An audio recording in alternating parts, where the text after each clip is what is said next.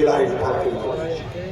Hub of marketing করে সারা ভারতবর্ষে যেখানে সস্তার লেবার দরকার সেখানে মুর্শিদাবাদের মানুষের খোঁজ পাওয়া যাবে। দুর্ভাগ্য আমি কয়েকদিন আগে উড়িষ্যা গেছিলাম। উড়িষ্যার সম্বলপুরে আমাদের এই জেলার কর্মরত একজন পরিযায়ী শ্রমিক, নাম তার প্রিয়, তাকে পিটিয়ে ফেলে রাখে। কেন?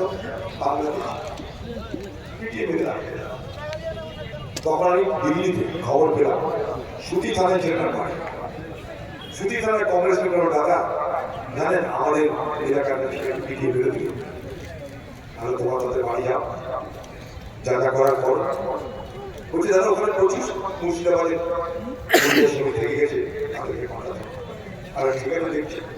তারপরের পরের দিন ভারতবর্ষের প্রধানমন্ত্রী নরেন্দ্র মোদীর কাছে দেখা করার অ্যাপয়েন্টমেন্ট চাই। অ্যাপয়েন্টমেন্ট যারা দেখা করতে চাই, নরেন্দ্র মোদী আমাকে দেখা করার অনুমতি দিল। দেখা করতে গিয়ে বললাম, আপনি যদি মনে করেন এই ভারতবর্ষের পরিযায়ী শ্রমিকরা বাংলা ভাষায় কথা বলে বলে যা খুশি তাই করবেন, তাহলে আপনার বিরুদ্ধে আমাদের প্রতিবাদ কিন্তু সোচ্চার হবে।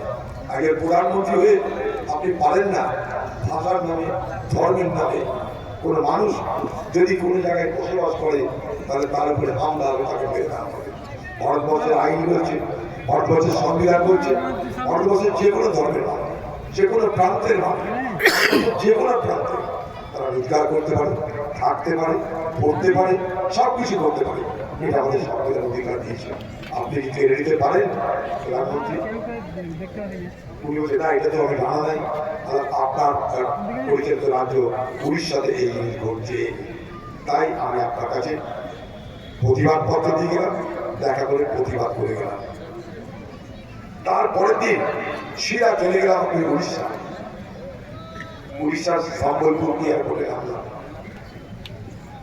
অবাক করে দেখলাম যে সেখানকার হোটেলগুলোতে আমার যাদের থাকার জায়গা না হয় আগে ভাগেই মেসেজ চলে গেছে সেখানকার সরকারের পক্ষ থেকে আমি কোথায় যাচ্ছি আমাকে পাহারা দেওয়ার নামে 360 ক্যামেরায় আমাকে এসকর্ট করা হচ্ছে। 360 ডিগ্রি ক্যামেরায় এসকর্ট করা হচ্ছে।